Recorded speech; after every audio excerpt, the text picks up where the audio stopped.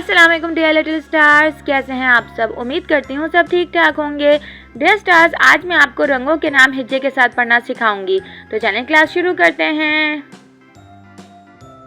लाम अलिफ ला, लाम साकिन लाल, नून ये नी, लाम अलिफ ला नीला, पे ये पी, लाम अलिफ ला पीला, काफ अलिफ का, लाम अलिफ ला काला, हे ज़बर ह, रे अलिफ रा हरा, सीन पे सू, फे ये फे सफेद, दाल साकिन सफेद, जीम अलिफ जाम, मिम साकिन जाम, नून छोटी नी जामनी, काफ पेश गु, लाम अलिफ ला गुलाब, बे छोटी बी गुलाबी, काफ थे ज़बर कत्थे, हमजा छोटी थई कत्थई,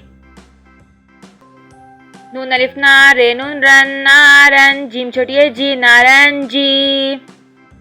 आइए अब रमा पढ़ते हैं। लाल, नीला, पीला, काला, हरा, सफेद, जामनी, गुलाबी, कत्थई, नारंगी। डियर स्टार्स, उम्मीद करती हूँ आपको रंगों के नाम हिज्जे के साथ अच्छे से याद हो गए होंगे। मिलती हूँ नेक्स्ट क्लास में, जब तक के लिए बाय बाय।